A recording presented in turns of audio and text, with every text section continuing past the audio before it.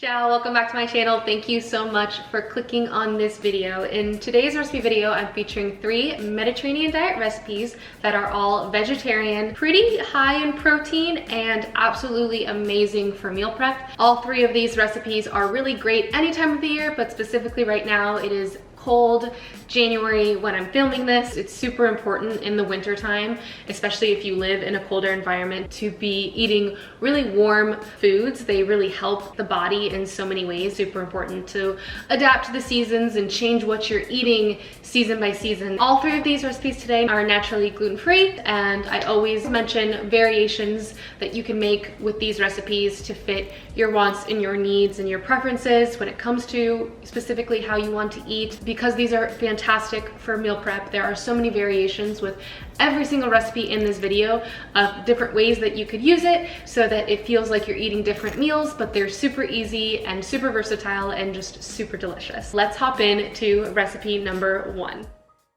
For recipe number 1, we are going to be doing the roasted potatoes, artichokes, and fennel with a roasted garlic tahini sauce and crispy roasted chickpeas on top. So much roasted, so let's start with preheating the oven to 400 Fahrenheit. We're gonna work on the first thing that needs to get roasted in the oven. I have a whole head of garlic here. I'm just gonna go ahead and peel off any super loose skin. You want to cut off about 1/3, and that might seem a little wasteful to cut off that much of the tops of the heads of the garlic, but you really want to be able to expose the entire inside so that we can make sure that olive oil and salt gets into all of the cloves on the inside. I'm going to take a piece of aluminum foil. I've done this so many times in my recipe videos, but I just have to do it over and over again because it's so delicious. You just take the bulb of garlic, place it down in the center of the aluminum foil. And I keep it super simple, just olive oil and salt. I like to flip it upside down and rub it against any of the olive oil that dripped, any of the salt that didn't get in there, and just really massage that salt into the crevices of the garlic head. Take the head of garlic, wrap it so that all the seam of the foil is facing upwards. And then do like this. You make a super tight ball of the foil, and then you put the garlic on a tray and pop it into the oven. And so you leave the garlic in there until it gets super soft, golden brown. The ways you could use roasted garlic, so many ways. You can just add that beautiful, sweet roasted garlic flavor to almost any dish. It enhances it so much. It's like a little secret flavor bomb. I say that all the time. Flavor bombs, things that are so easy but yet add so much to the dish that you feel like you're eating something so special. Roasted garlic couldn't be easier, but it's such a flavor bomb to so many of your dishes. So while the garlic roasts, I'm gonna work on the veggies. So we're gonna start off with the potatoes. I have roughly the same sized potato. When I went to go pick them out, I kind of wanted to get all of the same sized, kind of, I mean, give or take, they're a vegetable, so they can't all be perfect.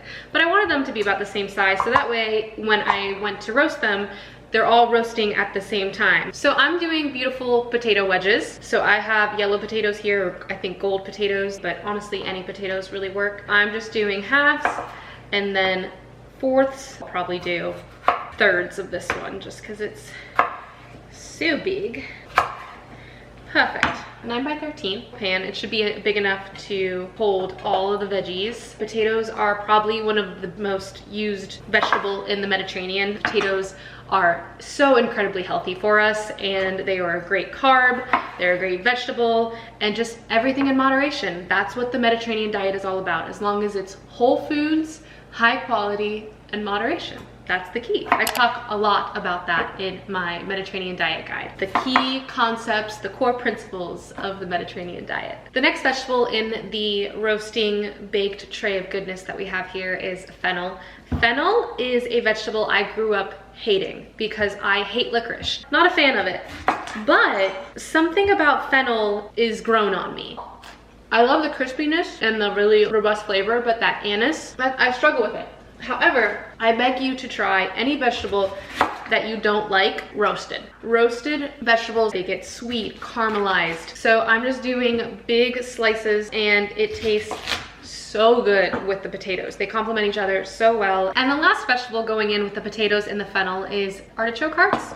You can totally do your own artichokes, but artichokes are so good. They're so delicious canned. You really save yourself a ton of work. I always recommend getting the ones that are just in water and then draining them, because the ones that are marinated, while they are kind of convenient to be marinated, they're in a bunch of seed oil, and it's rare that I can find marinated artichokes in olive oil. If you do find marinated artichokes in olive oil, by all means go for it, and then use that marinated oil to like dress this whole roasted dish. That would be a fantastic hack. I tend to avoid seed oils. I love avocado oil, as long as it's like super duper high quality. That's my favorite neutral tasting high heat oil to cook and bake with. But as far as any other type of oil, I literally only stick to liquid gold, the best of the best, extra virgin olive oil. The number one key in building a delicious dish is layers and layers of flavor. The vegetables on their own have a ton of flavor, and the Mediterranean cuisine is all about actually letting the vegetable shine. In Mediterranean cooking, it's so simple a lot of the time, such minimal ingredients, because they eat seasonally, which means it's the best tasting produce, and the produce actually has this flavor that they want to taste. So I'm doing such a simple dressing for these roasted veggies, just olive oil and salt, 2 herbs, dried oregano and thyme. For a kick, I'm doing some red pepper flakes, a little bit of lemon juice, something zingy, bright. We're roasting this dish, so you want to bring fresh flavor in as much as possible, and then some water. The water will evaporate because we have potatoes in this dish, and I really want the potatoes to be a delicious texture on the inside. The water is going to steam and really cook the potatoes, and then the last half of the dish baking, everything's going to get golden brown and crusty and absolutely roasted delicious goodness. I have the potatoes, the artichokes, and the fennel beautifully dressed. I'm just going to add a little tiny splash of water. So I'm going to switch out the roasted garlic, which has been in here for about 30 minutes. I'm going to bring that out, and now we're going to put in the winter veggies. While we wait on the veggies to roast and the garlic to cool, I'm gonna get started on the roasted garlic tahini dressing. Tahini dressings have a very special place in my heart. They are creamy, nutty, and just the flavor, the wonderfulness. I make lots and lots of dressings, vinaigrettes, sauces. I absolutely love them, but what tahini does, especially for those who are vegan and don't get creaminess from dairy, this is this like creamy velvety goodness. I always store mine in the fridge after I've stirred it. Almost all my natural nut and seed butters, it just really helps keep them solidified and not so separated, and then I just kind of scoop out usually the portion that I want and let it come to room temperature for whatever like thing that I'm doing with it, because it will be cold. But tahini, I find, stays pretty liquid even when it's cold, so it's easy to work with. I'm just gonna zero out my scale here because I'm too lazy to get out any measuring utensil when I have a scale. And I'm gonna do half a cup of tahini. Because it's such a thick consistency, I always do equal parts tahini to water. That's the cat meowing, so cute. A dash of extra virgin olive oil. So about a tablespoon of olive oil. Add to the flavor, consistency, all that good stuff. A little bit of vinegar. Vinegar is seen in so many dressings and sauces. It's really nice. I'm using white balsamic. It's kind of my newest obsession. I don't know why I've been going through this phase, but white balsamic is a little bit softer and sweeter than regular balsamic, a little bit thinner, and it also just doesn't change this to an ugly brown color. You're gonna need something super vibrant, different kind of acidity than vinegar. Lemon is zesty, it's zingy, it's fresh. So the lemon's really gonna help balance all of that strong garlicky flavor. This is totally optional. If you don't wanna do it, you don't have to do it. Balances everything so well. The honey just complements. Aleppo chili flakes going in. You could use black ground pepper. I think this just adds a little bit something different. When you think about it, ground pepper is just something that adds a little bit of kick. So this is just a more, honestly, different kind of flavorful kick. And then a lot of salt. I mean, probably a half a teaspoon at least of salt going in, because flavor. And now we're gonna do the roasted garlic. So I rarely use garlic powder. I really, really like using fresh garlic, and I hate mincing it. So this, with roasted garlic, you can just easily pull off the skin. you're left with a beautiful piece of cloves, soft caramelized cloves of garlic that are so easy to mash. They become a paste in no time, and then you can stir that paste, and like I said, to just literally about everything. So I'm using 3 garlic cloves today in this tahini dressing. You could probably use up to like 5. Do a really good mash. You can easily also make this dressing in a blender. That way you could just add the whole roasted garlic cloves into the blender and it will just blend up super, super smoothly. I just was too lazy to bring my blender today. And now all I have to do is put a lid on the jar and shake up the dressing.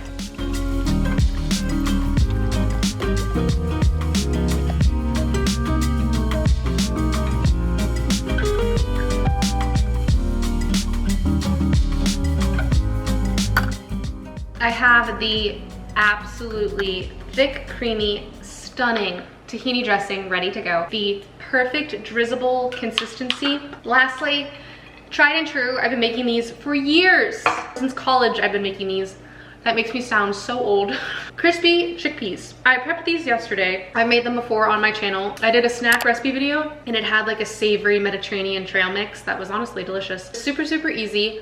They don't stay crispy. They stay crunchy and hard and they taste baked for sure. They have like a baked dehydrated chickpea texture, but they don't really stay like crispy unless it's the first day you make them. But they would last like 3 or 4 days in a container in your pantry, and they are definitely crunchy. I finish off so many dishes with something nutty and crunchy and toasted and flavorful. I give you roasted spiced chickpeas.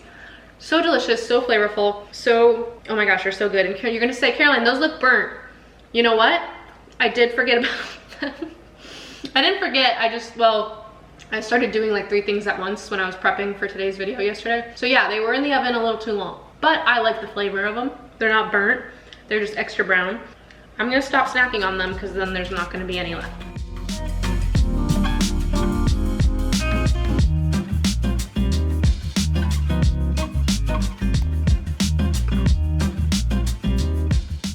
It is time to taste the roasted fennel, artichoke, and potatoes with a garlic tahini dressing and crispy spiced chickpeas. It's so incredible how much the meaty, delicious potatoes go so well with that artichoke flavor that's just really, really strong, and then you get the sweet roasted fennel. I'm telling you, if you don't like artichokes or fennel, you have to retry them roasted because it just creates a whole new depth and layer of flavor that's different than eating them other ways. And these chickpeas, I need to make these chickpeas way more often because they are so easy to make and so, so good. And I mean, there's nothing better than a good potato. The potato's soft, caramelized. You can taste all of the flavors going on. There's so many layers and layers of flavors, but it couldn't be an easier dish to make with such simple ingredients. But you taste all of those ingredients so well. Maybe not my most colorful dish, but that's embracing the seasons as well. So in wintertime, there's maybe less colored, more roasted, comforting foods, and that's what our body needs. I'm gonna finish this and we are gonna move on to recipe number 2. So good. For recipe number 2, we are going to be doing the lentil ragu. It is really, really easy to make, full of veggies, full of lentils. I love green lentils, brown lentils. I don't really recommend red lentils for this because they get so mushy and they have like a very different, distinct flavor. And then I'm doing a veggie base as well because with a ragu, you have that ground meat in the red sauce, and that meaty texture and flavor and even protein is coming from the lentils, and then also the texture is mushrooms. I have the mushrooms, but I'm first gonna start off with the mirepoix. It's the trio that is so commonly used in so many soups and sauces. 2 parts onion and then 1 part carrot and celery. This is optional. You could just saute onion. I love the flavor of the celery and the carrots, and also you'll find that sometimes sugar is added to tomato sauces because tomato is so acidy that it needs a little bit of sugar to balance it out. But I love that the carrots, what they let off is some sweetness in the dish, in the sauce. So the carrots really help balance the acid in the tomatoes. So I'm just gonna do a big tablespoon or two of olive oil to coat the bottom of a large pot or large saute pan. It starts off with the mirepoix, salt and pepper, the celery, the carrots, the onions. And then once those are softened, you add in the mushrooms and caramelize the mushrooms up. Not adding any extra salt because mushrooms are a sponge. And so you really want to get that caramelization and crustiness and cooked goodness out of the mushrooms. So if you salt them too early, they'll release that water and you won't get that desired texture. And so you have all these vegetables going and you add in more layers of flavor by deglazing the pan a little bit with some wine. That's totally optional. You could use broth to deglaze the pan. You can use so many things, but you kind of want to just pick up that flavor and just kind of make sure that everything's starting to really marry together. And then a dash of balsamic. That balsamic vinegar adds some flavor, umami, some just more complexity, dried oregano. And then once you've built this sauteed veggie flavorful combination of goodness, that's when you add in the diced fire roasted tomatoes is what I chose. That's totally optional. You could just use regular diced tomatoes as well as just strained 100% tomatoes. So you're really getting good flavorful tomato taste without needing to use tomato paste. I'm not a tomato paste person. I always try to use really fresh tomatoey flavors. You need 3 cups of water to help create the sauce, but also help to cook the lentils completely. Fill it all the way up, just like this. And I'm gonna pour that into the pot or the saute pan. I'm gonna rinse 1 cup of lentils. Rinse lentils going straight into the tomato sauce. Give everything a super gentle stir. Turn up the heat, medium heat. Put the lid back on and let this cook and simmer for about 20 minutes until the lentils are al dente. The ragu finished simmering to complete perfection. The water cooked down. You're just left with a thick, wonderful tomato sauce. I topped it with a little bit of parsley and also a little secret ingredient to my dairy-free people. Nutritional yeast. I mentioned this in my Mediterranean diet guide. It's one of my favorite dairy-free ingredients. It is really good for us, definitely in moderation. It has a good amount of protein in it and it has kind of a cheesy flavor. Seamlessly just melts right into whatever dish you put it in. You could put it on pasta, you could put it on polenta, rice, you could use lasagna. There are so many possibilities for how to use this delicious ragu. I'm eating it all by itself and it's amazing. So many layers and layers of flavor. Meaty. The lentils are so chewy. I left them pretty dang al dente, which is how I like them. So I can actually like chew the ragu, which I think is kind of the satisfying part of this. A delicious vegetarian option full of fiber, protein, so loaded with veggies. I mean, you got your carrots and celery and mushrooms and so much tomato in here. Now that I think about it, you know what else would be really good with this? If you took some of it and put it in a little skillet, you could do like halloumi baked on top. You could do crumbled like feta and bake feta on top of this. You could do like really fun cheeses. You could make little wells to fry an egg in it. You could add a ton of broth to this and kind of make it a soup. Guys, if you love lentils, if you love a really good tomato sauce or tomato soup or kind of thing, you're missing out if you're not making this. Absolutely, utterly delicious. Cozy, yet so fresh. I don't know what else to say, so I think we should move on to the 3rd and final recipe. For the 3rd and final recipe, we're going to be doing the sun-dried tomato, basil, and Parmesan quinoa cakes. This recipe comes together so quickly. Everything's just stirred up into a bowl and then you form the patties. You can saute the patties in olive oil in a skillet, or if you don't mind turning on your oven, I think the easier method is baking it.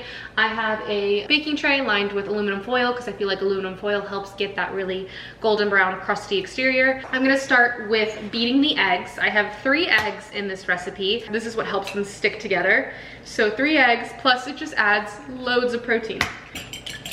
I have some leftover quinoa, plain quinoa. If you had like seasoned quinoa, it might work as well too. I like to meal prep quinoa and kind of flavor it however I'm feeling throughout the week. I love panko because it gives that airy, flaky texture compared to regular breadcrumbs. You could use regular breadcrumbs. Gluten-free panko, I've Googled it. It does exist in a handful of grocery stores or online. So if you wanted to keep this recipe completely gluten-free, you would just have to get gluten-free breadcrumbs. About 1/4 or 1/3 cup of sun-dried tomatoes that I chopped. Sun-dried tomatoes add a chewy, salty, sweet, yet fresh tomatoey bite. Also on the salty train is going to be about a half a cup of freshly grated Parmesan. It wouldn't be a Caroline recipe without lemon zest, so I'm actually going to go in with a whole lemon zested. It adds a lot of brightness that the dish kind of needs because there's not a lot of freshness besides the basil, plus lemon complements basil and Parmesan and sun-dried tomatoes so well. The zest is really where so much of the flavor is held. Basil. It's already kind of blackening because basil is such a wimp. It's such a delicate herb. It's actually annoying how delicate basil is. Technically basil is in season in summer, but it's the modern world. It's the modern Mediterranean diet and lifestyle. So I was craving basil, and so here we are adding in basil. Maybe 10 or 12 leaves of basil, depending on how big they are. If you don't like basil, you could use parsley. You could also switch up the flavors and honestly flavor these quinoa cakes with anything. I'm gonna do a pinch of red pepper flakes. Not too much salt though, actually, because we have that salty sun-dried tomato, salty Parmesan. So gonna just balance the flavors, bring out the flavors with the salt.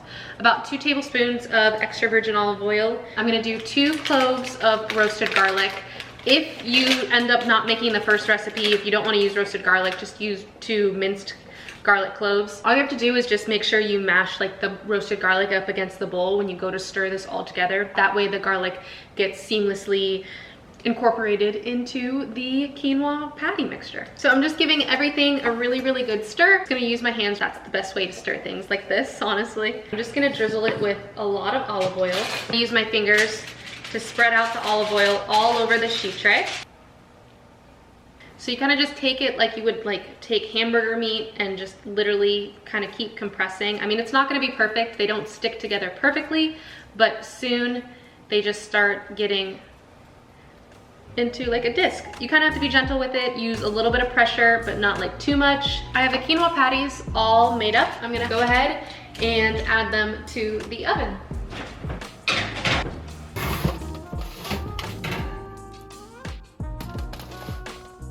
I'm so excited to try these.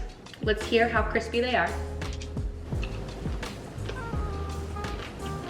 They're so salty from the sun-dried tomatoes, and then as soon as you're like, oh, that's really salty, you get that nice touch of lemon or basil. These stayed perfect patties, really crispy on the outside. I mean, these baked up super duper perfectly. They were a little time consuming to have to like mold, but just stay patient. I really recommend put a little bit of water on your hands before you go to like shape each of the patties because it helps the quinoa not stick so much. So easy for meal prep. About 11 to 12, I would say, like little palm-sized crispy quinoa cakes were made. It's a delicious snack. You could add it with a bunch of veggies. You could put it on top of a salad. Possibilities are absolutely endless and absolutely delicious.